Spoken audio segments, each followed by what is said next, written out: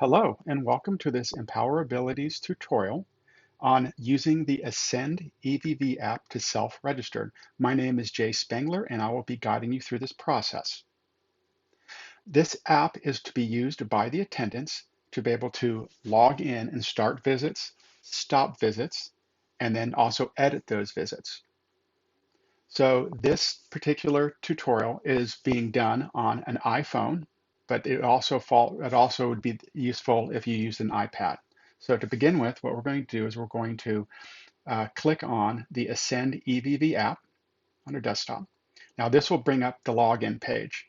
And the login page here, it's asking for the domain name, the username, and the password, but we do not have a username yet or a password yet in the system. So that's why we need to self-register. So what we need to do is we need to go down to the bottom, and at the bottom you'll see that blue register. You want to select that, and that will open up the registration page. Now there are 4 pieces of information that you need to have in order to be able to register with this system. What this information is the domain name, which we'll provide you, and you'll also see it when I enter it in the video. It is E:(A), and then the access code. Now, if you've been using clock in, clock out, this is going to be the attendance PIN. A PIN number that you've been using will be the access code. And then you're going to need to enter in your first name and your last name. And one of the things I want to bring your attention to is this blue button in the middle here that said that has a next and it's kind of grayed out. That means that the information hasn't been added yet. So let's go ahead and let's add the information. I want to add in. And I'm going to go ahead and choose one of my test users to do this with.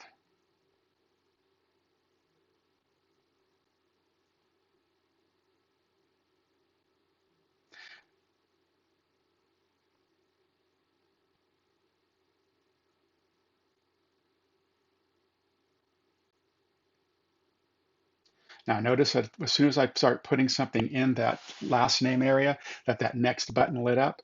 That means that it's ready to go. Now, what this is going to do when I push next is it's going to actually send this information up to the server, and the server is going to verify that in the EA domain, there is an access code and first name and last name that matches it. Now, if there isn't one, we'll get an error message. So quickly, let's test that out. And I'm going to go ahead and I'm going to just shorten that name up a little bit, and then I'm going to hit next, and we should get some kind of an error message here. You see it says there's an invalid access code or the name doesn't match the account record. So that means it's not going to let me through until I get this right. So if for some reason you get this and you enter your information in again and it still doesn't do it, that means that somehow the system doesn't have your name right, and you'll probably have to call into Empower Abilities to be able to have us look at what's going on there. But in most cases, this is just going to go right through. So I'm going to go ahead and hit next. And this is going to bring me to the create username and password page. Now, your username has to be at least 5 characters long, and it can be as long as 50 characters long. And it's also going to require that you use a strong password. So what constitutes a strong password is you need to have at least 1 uppercase letter, 1 lowercase letter, 1 number, and 1 special character, or a combination thereof. A password has a minimum length of 8 characters long and a maximum length of 20 characters long. So let's go ahead, and I'm going to add in a username. Now the username is not case sensitive, so you can go ahead and you can put it in any way you want, and then we need to put in a password that matches that criteria. Now notice on the right here where it says like very weak. So right now I wouldn't be able to use that password because it's still showing it as being a very weak password. And you'll see now I'm up to medium, and now I'm going to go ahead and I'm going to add a special character, and bang. See how it went to strong? So now I'm ready to go. So now I need to verify that password.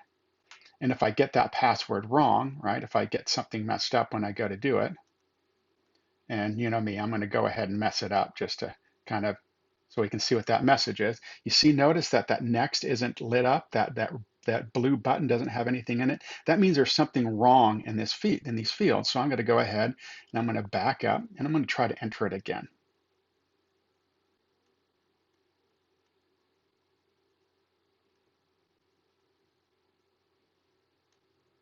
And bang, you see how it went ahead and it lit up? That means that the passwords match and the phone and the username is good. So I'm going to go ahead and hit next here.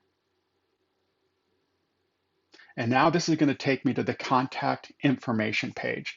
Now this is what's unique about this over if you're coming over from the clock in, clock out. Uh, if you forgot your PIN number or your password, you would have to call in to have us give it to you. In this case, if you fill in either one of these fields, you will be able to recover your password. So you'll be able to actually have an unlock code sent to you. So I strongly recommend that you fill both fields in because it just tends to work better that way when you do it. So I'm going to go ahead and I'm going to put in a fictitious number for me.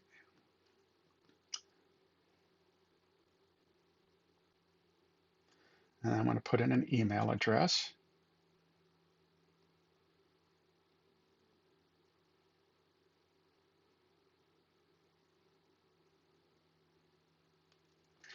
And then I'm going to go ahead and put enter. Now this brings us to the terms of use page. This is going to be the legal document that basically tells you what you can and cannot do within their system. And, and it's well worth reading. It's very dry. So in any way you look at it, you're going to have to agree to it if you want to use the app. If you don't agree to it, you will not be able to use this app. So I'm going to go ahead and hit accept. And then that takes me to the complete registration. So at this point, I have completed the process and I am ready to go. So that ends this video on self-registering yourself using an iPhone or iPad in Ascend EVV. I hope you found it informative.